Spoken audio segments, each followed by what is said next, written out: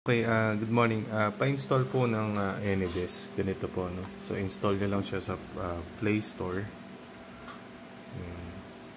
So, once na-install nyo na po yan, open nyo lang po. Okay. Ayan. Click nyo lang po itong mga to.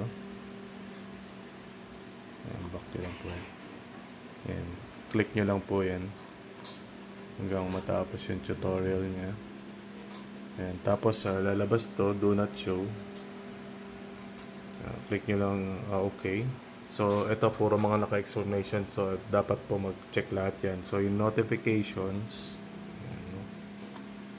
Ayan. Click nyo lang okay. Tapos, turn on po natin to. Okay. Ayan po. Tapos, back nyo muna. Ayan. So, nag-check na po yung sa bandang notification, no? So, file access naman tayo. Ayan. Click nyo lang okay. Allow permission. Ayan, AnyDesk yan, ano? So, back. Okay, next po, battery optimization. Ayan, okay. Tapos, hanapin nyo po dito yung AnyDesk. Ayan. So, AnyDesk, unrestricted. Ayan. Tapos, back nyo po. Okay, so ayan, puro, kung makikita nyo, puro naka-check na yung nasa taas, no? Ayan. So, next naman tayo, plug-in AD1. Install nyo lang po siya. Okay. Ayan. Tapos, Play Store, always. Ayan. Tapos, install natin. Ayan. So, pag na-install na, back nyo lang po. Ayan. So, consent. Lalabas siya. So, tap nyo lang po yan. I agree. Okay. Tapos, magiging activate siya, no? Click nyo lang po ulit, agree.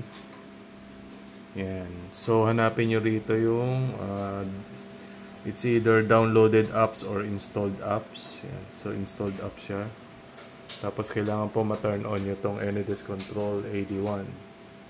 Yan. Turn on natin. Okay. Tapos, allow. Yan. So, back. Back. Back. Ayan. So, naka-check na siya. So, isa na lang, battery optimization.